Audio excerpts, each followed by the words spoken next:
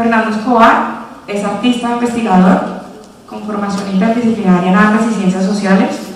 Su trabajo desde comienzos de la década de los 90 se ha centrado en asuntos de ciudad, tales como la producción de espacios públicos, paisaje, cartografías y mapeos culturales, procesos de territorialización, procesos de organización cultural y artística de distintas comunidades, políticas culturales, relaciones arte-política, proyectos artísticos colaborativos y participativos de intervención en espacios específicos, entre otros.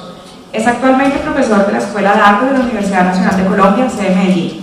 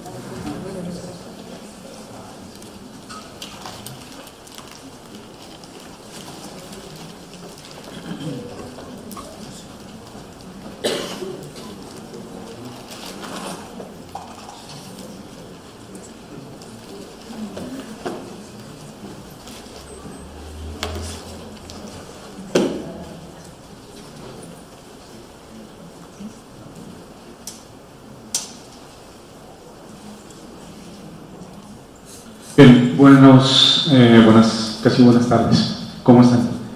Voy a seguir por un lado, como en la línea del generacional, diría yo. Pues con Guillermo y con Jim pues habría como un cruce también de ciertos sujetos que emergimos en la década de los 90, que nos formamos en ese momento y que resultamos metidos en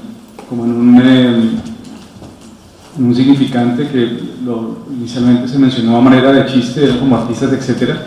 Es decir, artistas que, pues, además de involucrarse en procesos de creación, estábamos también involucrados en procesos de crítica, de gestión, de enseñanza, de investigación, y que esa particular, digamos, eso respondía a unas necesidades muy concretas en ese entonces. Creo que finalmente terminaron por conducir lo que podemos hacer dentro del campo de las prácticas artísticas en el país. Yo, para este seminario, situé,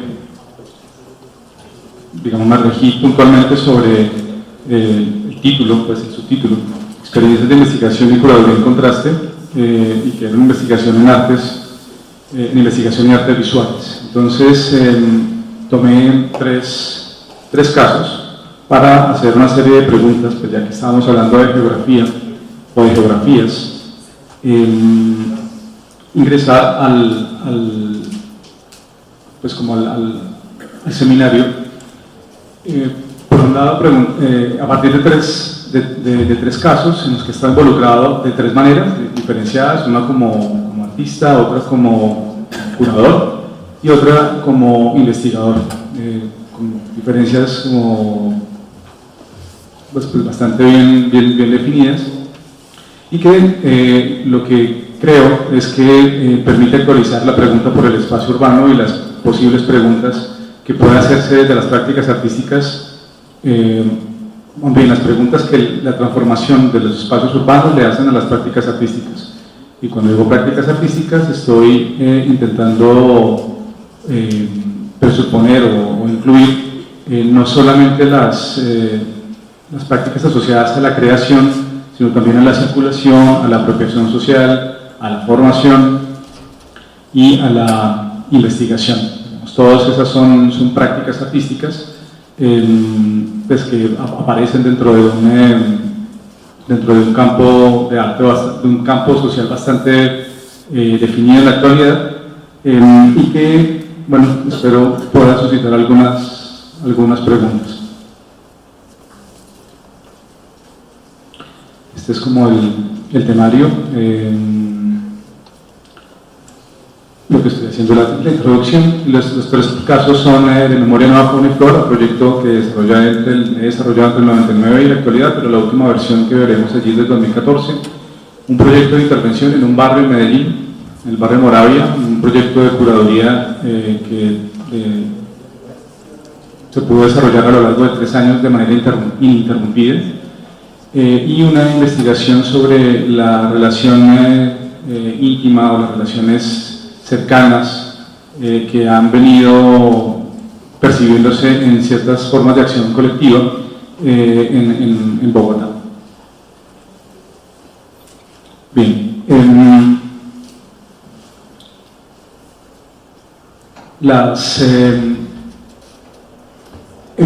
en este momento hay una jerga que está circulando en el espacio, en los medios de comunicación, y es una jerga netamente espacial.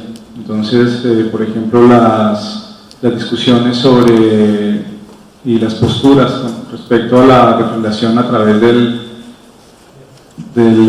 plebiscito que se realizaría en los primeros días de noviembre, y la creación de una serie de espacios, digamos, darle espacio a un proceso político, un proceso de transformación social, digamos, viene también de la mano con las jergas que habitualmente usamos para referirnos a lo que está pasando en las ciudades o cómo habitamos las ciudades.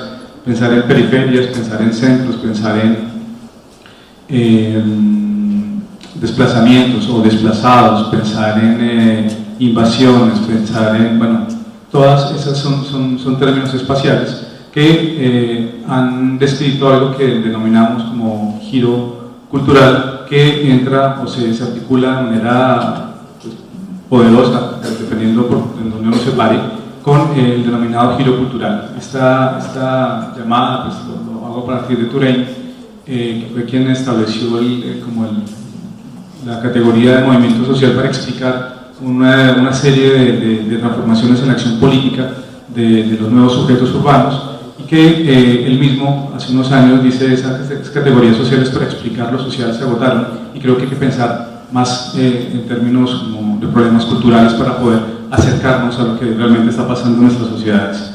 Y por otro lado, Adriana Urrea, que habla también de la expansión y del estallido, del uso social, de lo que denominamos o reconocemos como artístico o como cultural, y cómo ingresa literalmente a otro tipo de espacios, recoge una serie de recursos que provienen de distintas fuentes, como financieras, políticas, carteles culturales también, y cómo han servido, han sido útiles, por lo menos en el país, para cohesionar o para llegar a aquellos lugares o lograr unas transformaciones que no ha sido posible hacerlas por el camino político ni por el camino económico. No es celebratorio, sino es por el contrario, como hemos visto en las presentaciones del día de hoy, un asunto complejo que tiene impactos reales y que nos obligaría a pensar con muchísima mayor responsabilidad y con muchísima mayor ser lo suficientemente críticos para poder digamos, reconocer los alcances de ese tipo de prácticas, y en realidad son transformadoras de realidades en la actualidad. El primer caso es un proyecto que empecé a pensar y a plantearlo, a planearlo desde que estaba finalizando mi carrera en la Universidad Nacional en Bogotá, pero que finalmente empecé a desarrollar de manera recién egresado. Se trataba de una suerte de actualización de la comisión coreográfica, en donde retomaba como esos viajes en distintas zonas del país, en un proyecto, una empresa moderna que intentaba dar cuenta de quiénes éramos finalmente después de nuestros procesos de independencia y de un reordenamiento del territorio. La pregunta era, pues, ¿quiénes éramos? ¿No? Finalmente en ese momento surgen unas caracterizaciones regionales, entonces los paisas, los costeños, la gente de los llanos, etcétera, surgen en ese momento también como una construcción, pues, discutible y demás, pero pues, lo interesante es que hay hay una construcción complejísima de ciencia y arte que confluye en esta comisión coreográfica. Más allá de que me interesara ese siglo XIX, lo que me interesaba era la actualización de esos cruces, digamos, seguíamos transformándonos, el país seguía mestizándose, justamente por un proceso de violencia constante que obligaba a desplazamientos permanentes e intercambios también en términos culturales. Entonces era básicamente un cruce de algunas herramientas, de algunos rudimentos de ciencias sociales, como investigación cualitativa, diarios de campo, mapas mentales, recolección de objetos, entrevistas, documentación fotográfica, que apuntaban a hacer un reconocimiento del espacio urbano a partir de quienes participaban en ese lugar. Entonces la idea era involucrar personas jóvenes de la ciudad, de distintas proveniencias, con distintos intereses, en involucrarlos en expediciones para que viajaran a la ciudad que ellos conocían, pero simplemente con un visor diferente, intentando cazar simulacros populares de fauna y de flora que se pueden encontrar en la ciudad. Estos son algunos de los lugares donde se ha presentado, algunas intervenciones, espacios públicos, otros son museos, otros galerías, otros son proyectos que tienen más como un talante cultural que artístico, entre otros. Una de las, casi todos las exhibiciones concluían en una suerte de gabinete de curiosidades. Los participantes que puedo tener en las distintas etapas.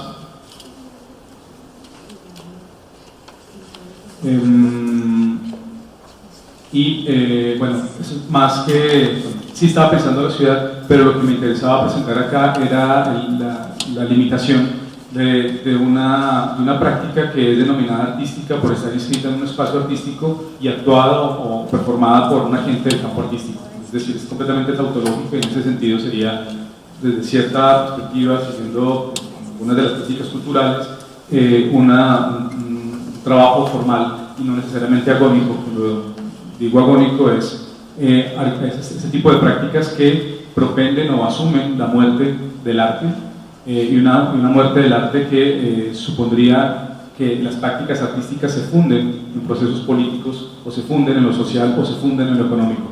Entonces digamos que hay como pues no sucedió, seguí hablando y sigo hablando desde una caja de resonancia, que es la caja de resonancia que permite presentar una serie de imágenes del proyecto, cómo aparecía y cómo se fue complejizando después, pero digamos circula en espacios legitimado por el aparato artístico y que si bien permitía una serie de experiencias y de representaciones del espacio de la ciudad o de los espacios de la ciudad a partir de objetos y de experiencias de quienes participaban en esos lugares, terminaba siendo una narrativa, insisto, centrada o tautológica o simplemente válida desde el campo de las prácticas artísticas casi que exclusivamente.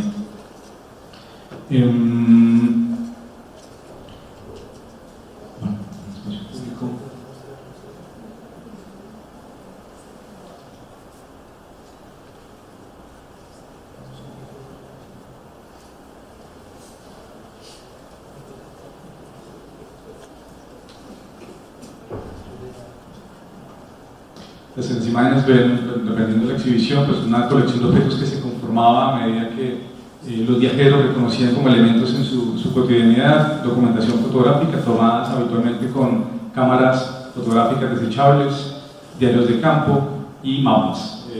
Estaban los mapas mentales ubicados de alguna manera. La estrategia era similar, es como el gabinete mejor logrado de todas las versiones que ha tenido el proyecto.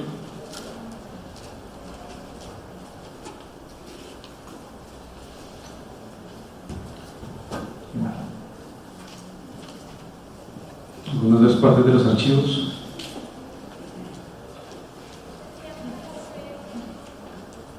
Pero más allá, la excusa de simulacros de fauna y flora era básicamente eso, simplemente para obligar un recorrido con el afuera, como un asunto cercano como el derecho a la ciudad y demás.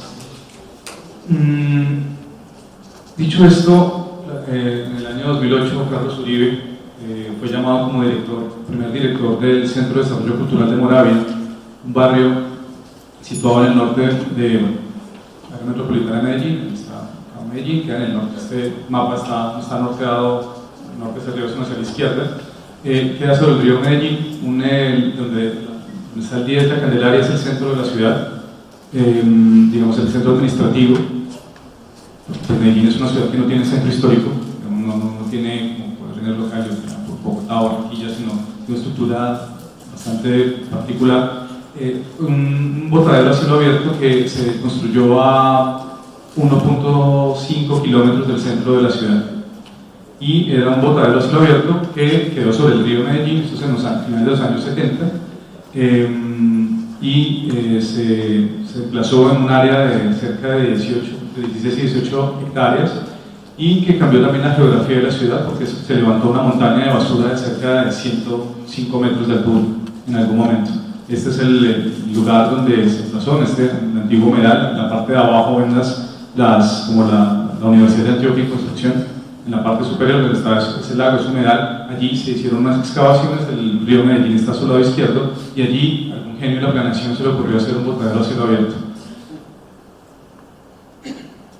La transformación en 3 momentos de densificación. En el 83 era el año en que cerraron oficialmente el basurero. El mapa, la mancha como medio ovalada que está del lado izquierdo de la imagen, se ve vacía en la parte de encima porque era la montaña que estaba creciendo y que todavía estaba funcionando. El del medio es como la mancha urbana y la densificación, pues la urbanización avanza, y en el año 2004 la consolidación total de ese lugar, que pues, hoy es un lugar de emergencia ambiental porque es un lugar no recuperable de alto riesgo. Vamos a pasar por acá, pero quisiera ver, estas son algunas de las imágenes del barrio en los años 80, y en ese lugar se construye un centro de desarrollo cultural. Lo interesante de este barrio es que era como un Colombia en chiquito, una escala, una maqueta, una escala complejísima, en donde había representación de muchísimos actores sociales del país. Había sacerdotes, estaban involucrados milicias populares, estaban vinculados los que serían luego miembros del bloque metro de Medellín, de paramilitares. Habría gente de la inteligencia del Estado, habría ejército, habría policía, habría organizaciones civiles, ONGs, representantes del gobierno, y una segmentación también por tipos o por regiones del país. Habría entonces afros del Pacífico, afros del Atlántico, gente proveniente de Tolima y de Huila, gente de los llanos orientales, y cerca de 14 familias grandes de indígenas de distintas etnias, de distintas naciones indígenas, también hacían presencia allí. Entonces era un lugar, es un lugar bastante complejo. En ese orden de ideas se construyó bueno, esta es toda la imagen de ciudad que ha construido Medellín, de una ciudad que se transforma y que ha intentado hacer intervenciones estratégicas en nombre de algo que denominan urbanismo social, lo que es un término tautológico, pues todo urbanismo debe ser social y toda democracia debe ser participativa. Entonces, si se repite eso es porque falla el sustantivo. Entonces, ni es urbanismo o no es democracia. Entonces, hay esta imagen es diciente lo que está alrededor. O sea, todo eso está a 300, 500 metros de esta montaña de basura, por lo menos los dos de arriba.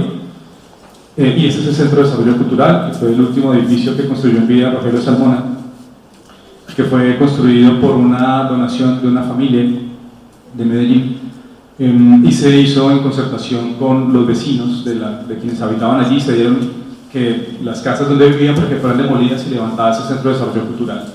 La tarea entonces de Carlos Uribe, como primer director de ese Centro de Desarrollo Cultural, era activarlo, y a pesar de que había surgido como concertación y que había resultado de otro tipo de iniciativas culturales en el barrio, pues no dejaba de ser problemático, porque estaba, por un lado, marcando, de nuevo, como visibilizando un barrio que había intentado protegerse justamente porque estaban decir que se era de Moravia pues es complejísimo, porque o robaba carros, o era reciclador, o hacía parte de los gatilleros del narcotráfico, o bueno, ninguno de las imágenes, de las representaciones sociales del barrio le servían a quienes viven allí. Por un lado eso, y era un barrio que por una gran intervención metropolitana, que no solamente fue la construcción de este centro de desarrollo cultural, sino una intervención de acceso, servicios públicos, etcétera, quedó descubierto, digamos, integrado al tejido de la ciudad. En ese orden de ideas, Carlos Uribe propuso un proyecto, bueno, la sala también, que es algo, no sé, los espacios que propuso Salmona para exhibición de arte siempre han sido bastante especiales. No hay nada más difícil que el Museo de Arte Moderno de Bogotá para exhibir, hasta que pudieron ponerle, no solamente por su política cultural, sino por la arquitectura misma, hasta que pudieron ponerle un drywall, pero antes es un espacio con el que tocaba pelear para poder hacer algo visible adentro, era bastante complejo. Y aquí la sala que quedó definida como sala de exhibición de arte, porque era algo que se pidió también las comunidades, era un espacio muy pequeño, era bastante poco práctico para lo que se necesitaba. Entonces era más como una llamada a la calle, pues, hacer intervenciones en los espacios del barrio, y así se planteó con Juan Alberto Gaviria y con Carlos Uribe, que nos convocó una serie de proyectos que intervinieron en allí están los mapas. Fueron 28 proyectos en la primera etapa, 2008-2009, luego una continuidad 2009-2010 de 13 proyectos, 14, y en el último periodo, 2010-2011, hubo una continuidad de 8 de esos proyectos. ¿Qué era lo inédito? Era entender que es muy difícil mantener un proceso de intervención en lugares específicos y, en serio, vincular prácticas artísticas a procesos de vida cotidiana si seguimos los tiempos que marcan las instituciones del Estado. Por ejemplo, para los presupuestos, que tienen vigencias fiscales de un año, que todo se tiene que invertir en un año, pero por ejemplo convocatorias, quienes han aplicado a convocatorias saben que de un año que en papeles pueda ser útil para desarrollar el proyecto, al final quedan 5 o 6 meses con suerte para poder desarrollarlo, entregar informes, entregar resultados, etc. Sea grande o sea pequeño el proyecto, o el apoyo concertado, o lo que sea. Sucede tanto a nivel nacional como de gobierno municipal o gobierno departamental. Entonces, lo interesante aquí era utilizar estratégicamente la administración de ese centro de desarrollo cultural, que era un tercero, Confenalco Antioquia, que se ha convertido como en una institución experta en administración de dotación cultural para la ciudad, y mantuvo una continuidad de 3 años, digamos, de un diálogo permanente, sin rupturas, sin interrupción, pues, de una serie de procesos, y esos procesos se agotaron, digamos, llegaron hasta donde pudieron haber llegado sin que eso dependiera necesariamente de los artistas, sino justamente en las dinámicas que propusieron y la manera como fue recibido o no, o como fue circulado, o como fue coproducido por quienes habitaban el barrio, pudieron tener continuidad, que es distinto a hacer un proyecto y posar para la foto y enviarlo como informe a una beca, por ejemplo. Hubo proyectos de largo aliento como este de Alejandro Araque, que terminó en un laboratorio permanente que duró hasta el año 2012.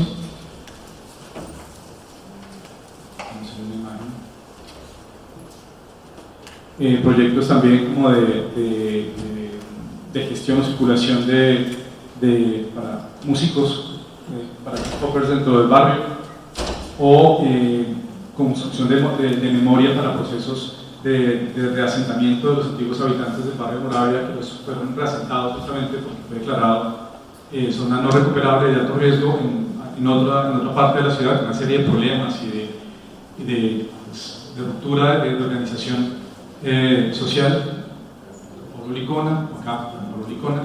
o procesos con organizaciones afro en el barrio, que trabajó Liliana Angulo. Entonces aparece como artista vinculante porque era básicamente un sujeto que entra en diálogo en un territorio específico unas comunidades ya no abstractas, sino con ubicaciones muy concretas, con unos intereses también muy concretos, y logran como generar como ni lo uno ni lo otro, sino todo lo contrario. Digamos, es una coproducción, entonces realmente lo artístico es básicamente un trabajo de mediación, que tiene una finalidad completamente diferente a la de circular en un espacio artístico. Aunque pues, el epicentro del proyecto inicialmente pues, partía de supuestos y de valores adjudicados a las prácticas artísticas contemporáneas. Otro proyecto también de largo aliento que funcionó durante las 3 etapas fue este de Paula Rincón, que terminó, bueno, comenzaba con esto, intentando recuperar la lengua de comunidades en Verá, allí, y procesos de sanación y de salud ancestral, cuidado ancestral, etc. Y logra organizar las comunidades, las familias indígenas que viven en Moravia y presentarlos ante la autoridad indígena, que es el resguardo Carmatarrúa, que queda al sur de Medellín, municipio de Andes.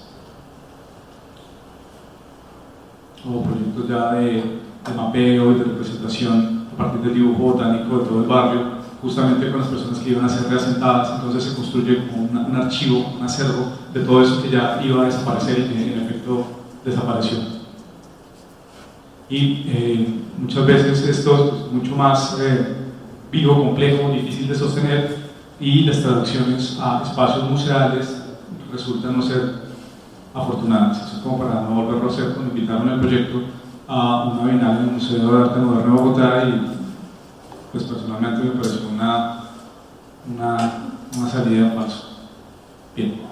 Y el tercer caso, ya, esto fue como de curaduría, y este tercer caso tiene que ver con procesos de transformación urbana acelerada y cómo hay una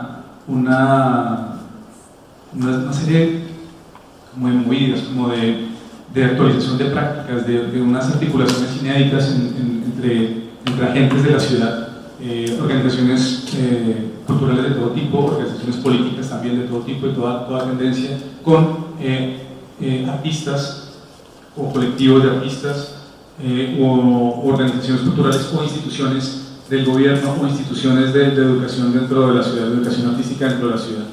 Entonces, lo que he rastreado son procesos que han tenido lugar durante los últimos 15 años, en donde bueno, se ha avanzado sí, en términos de derechos culturales, pero también hemos visto que la ciudad ha venido sufriendo unas transformaciones aceleradas con unos efectos colaterales en donde se están empezando a hacer realidad todos esos escenarios o esas transformaciones que solamente pasaban en las películas o cuando uno visitaba algunas páginas de internet, donde hay procesos de gentrificación real, como que solamente pueden tener lugar no sé, en el East Village, en Nueva York, en Brooklyn, qué sé yo, o en Chelsea, también en Nueva York. Pero esa escala de transformación quizá no se había visto. Creo que ahora sí hay unos procesos de transformación, como en el caso de San Felipe, que hay un desplazamiento de una población que habitualmente, franjas medias de clases medias de la población en Bogotá, que ha sido desplazada en nombre del arte, digamos, una serie de galerías, un enclave de galerías. Ese tipo de movidas de capital no habían sido visibles en Bogotá. Insisto, se hablaba en términos teóricos, pero no estaba sucediendo como lo estamos viendo actualmente. El crecimiento de espacios para la circulación de arte, la aparición de iniciativas de coleccionistas que han hecho pública pues, su colección para hacerla, pues, para que cualquier persona pueda acceder a ella, etcétera, etcétera.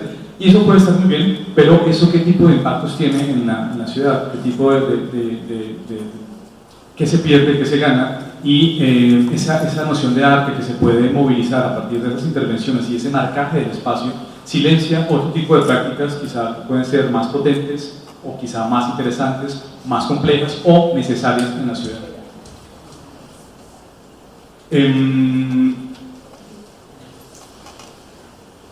Hay con el gobierno pasado de la ciudad de Gustavo Petro hubo una explosión de expresiones del mural urbano. Entonces creo que el alcalde descubrió el graffiti, es decir, como todo lo que significó arte público, Cada vez que dicen arte y comunidad, entonces hay que hacer un taller. Y si dicen arte y espacio público, hay que hacer un mural. Entonces, se convirtió como en un modo, una convención para poder tramitar la intervención urbana con algún tipo de talento de interés político, por ejemplo, y hacerlo de manera económica, hacerlo de manera no comprometiéndose con una transformación estructural, no simplemente con una transformación de la imagen de la ciudad, y una manera también, de alguna manera, de si no cooptar, por lo menos mantener en el juego hacer visibles organizaciones sociales de cara a la imagen de ciudad. Sin embargo, hoy ustedes pueden ver en los periódicos imágenes de San Victorino que hay unas nuevas murales, hay unas cebras que están pintadas de colores, de un homenaje a García Márquez, etc. Pero quise irme un poquito atrás, que es la ciudad que yo alcancé a conocer, bueno, en el 71, pero 2 años más tarde sí. Y la del 89, esta es la plaza de San Victorino, que quizá todos recuerdan por esto, ¿no?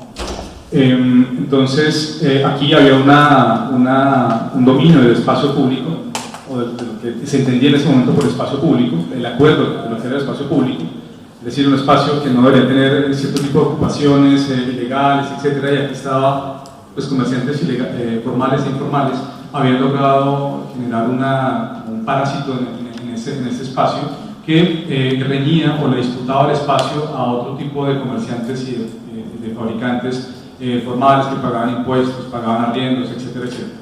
Y también, pues como todos esos grandes centros económicos, pues circula absolutamente de todo, no solamente hay dinero y el resultado de la industria fabril del centro de Bogotá, circulaban armas, drogas, trata de personas, etc.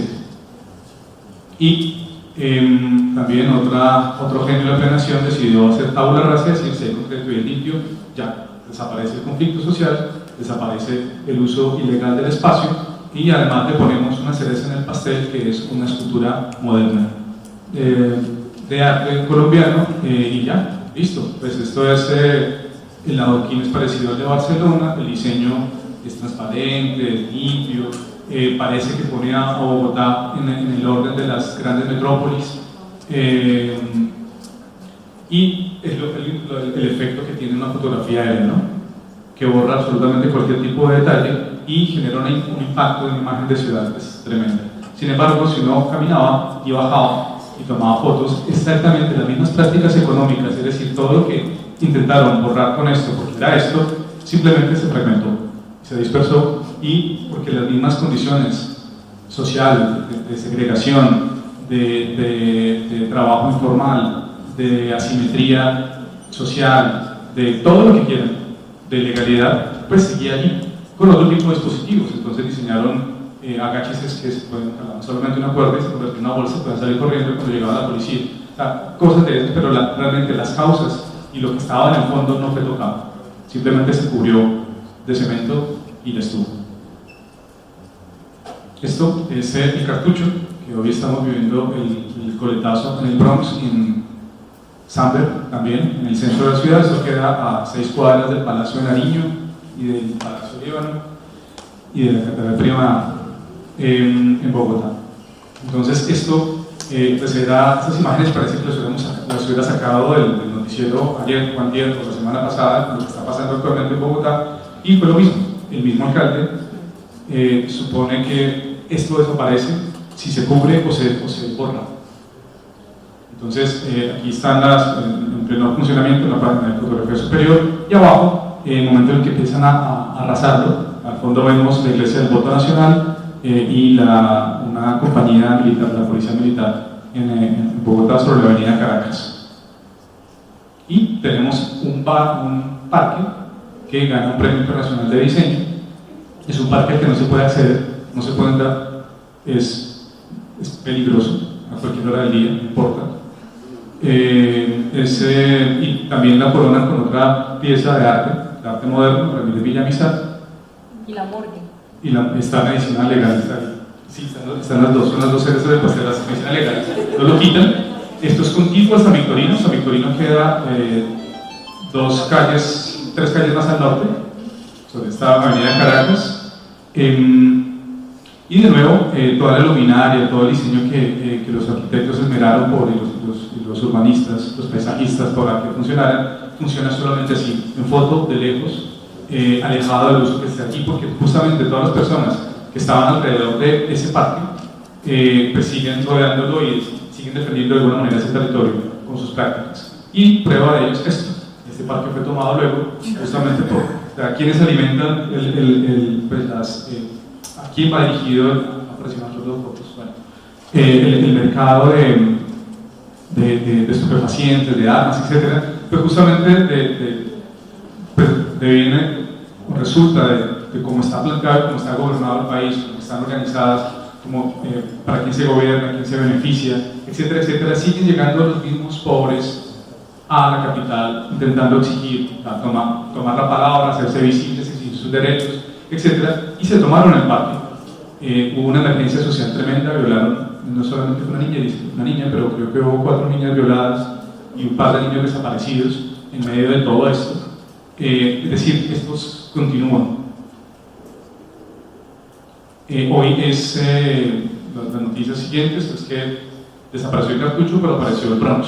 Y la noticia es que desapareció Bronx ahora y apareció San Bernardo. O sea, todo esto en menos de un año. Y así vamos a continuar, curiosamente, con el mismo alcalde, que tiene esa noción de desarrollo y de construcción de espacio urbano, porque supone que los espacios públicos son estos. ¿Sí? Como en términos habermasianos, es el espacio donde ciudadanos y ciudadanas se encuentran para discutir civilizadamente sus diferencias. Eso funciona en... Sí, es que ni siquiera en la corriente de Habermas no funciona allá, no funciona ahí como términos de teoría social, pero es imposible, sobre todo que el espacio público, lo que entendemos por espacio público en América Latina, es sobre todo una arena de disputa política. Bien. Son como unas anotaciones en torno a acciones colectivas y espacios públicos, donde la noción de espacio público no existe, realmente lo estamos viendo en estos ejemplos. El espacio público es una construcción, ¿no? Como cualquier espacio es una construcción, aunque suene redundante, socioespacial, donde su significado, alcance, proyección, uso, derecho, apropiación, siempre está en disputa. Por lo tanto, espacio público es más una función que se le debe dar al espacio de la ciudad, o los espacios donde convive la ciudadanía, digámoslo así. Pero el espacio público no es necesariamente un parque, no es la vía, sino son los usos que tiene cualquier tipo de espacio en la ciudad. En esa medida los espacios públicos no existen, en tanto no sean, en tanto no sean expresión de esas disputas por el espacio. Las acciones colectivas son más como esas acciones directas en la realidad que tienen que ver más con afectividad, más que con un complejo proyecto político de transformación.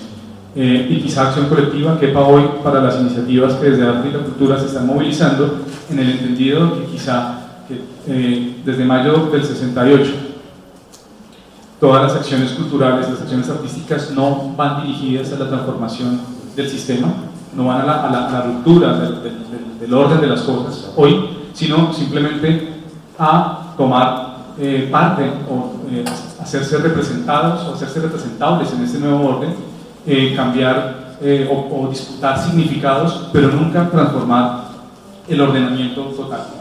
En ese sentido, alguien como Michael Hirsch señala de manera muy lúcida que desde mayo del 68 fue un fracaso político, pero fue un éxito cultural. Y nuestro modelo de cultura hoy es ese modelo de mayo del 68.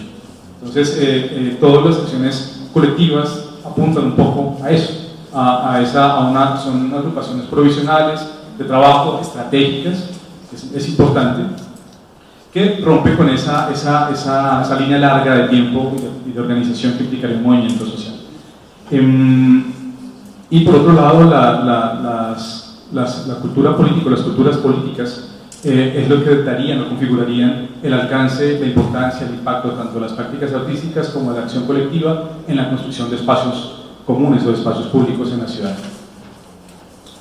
Estos son como ejemplos de formas que han venido transformando la ciudad pequeñas marcas que, insisto, no transforman nunca el orden de las cosas. Importante, yendo un poco más, recuerdan las dos citas con las que abrí la presentación, puede llegar a ser traer a colación a Ana María Ochoa, una escritora, una investigadora colombiana que hace mucho tiempo en los Estados Unidos, cuando nos recuerda que lo que estamos tramitando en términos de derechos culturales, es decir, como en términos de derechos de tercera generación, es la cara, es como solamente un punto de vista, la cara amable del fracaso de haber logrado la consolidación de nuestros derechos civiles y nuestros derechos humanos. Digamos, es como un trámite tardío, donde, bueno, es importante, pero ese tema de los derechos culturales arrastra, insisto, en el caso colombiano, una serie de complejidades que no arrastra en otro lado. Entonces, siempre felicitan a las ciudades colombianas, a Medellín, a Cali, a Bogotá, a Manizales incluso, por la transformación y cómo han logrado desde sus formas de gobierno y políticas culturales la participación ciudadana, el derecho a la ciudad, etc. Pero solamente se lee de una parte de todo el paisaje, porque la otra parte es esto que les estoy comentando, de lo que se está jugando en términos de derechos humanos y derechos civiles y derechos políticos en las organizaciones culturales en el país en nombre de la cultura. Otras derechos culturales, emancipación y autonomía, que aparecen constantemente en una serie de prácticas culturales y prácticas artísticas que he venido siguiendo. Pues es interesante también, que hay unos discursos encendidos que son increíbles, pero hasta qué punto esa emancipación y esa autonomía son posibles y son reales. Como les digo, creo que estamos solamente interrogándonos en términos de la representación, pero no en términos de la transformación pues zona 70 del sistema, compañeros. No se trata de eso, sino se trata justamente del orden de las cosas, como si realmente estamos apuntando a esta transformación. Entonces, esos términos de emancipación y autonomía se empiezan a complejizar y a disolver un poco para darle paso a otro tipo de Kierkegaard. También este tipo de articulaciones lo que ha hecho es estallar el campo aparentemente estable del arte en la ciudad por el ingreso de nuevos actores, por el ingreso de nuevas diferencias que han encontrado en las prácticas artísticas mecanismos de impugnación y de reconocimiento.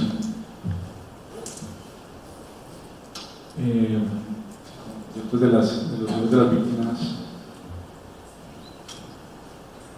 como dice, o sea, son como ideas que circunvalan como esta investigación. Y acá solamente un mapa actualizado como 2011, creo que es en donde esos son los espacios para el arte, digamos, las galerías, lugares donde se concentran los colectivos artísticos, los espacios independientes, los espacios de las colecciones, los enclaves de las nuevas galerías, los museos, etc. Y fíjense, ocupan un 10% de la ciudad. Entonces, lo interesante de lo otro es que digamos, rompen la escala o amplían la escala de lo urbano o la imagen de ciudad que es ampliada justamente por ese tipo de articulaciones y de operaciones en distintos espacios o enclaves estratégicos dentro de la ciudad. Bueno, yo creo que dejo ahí.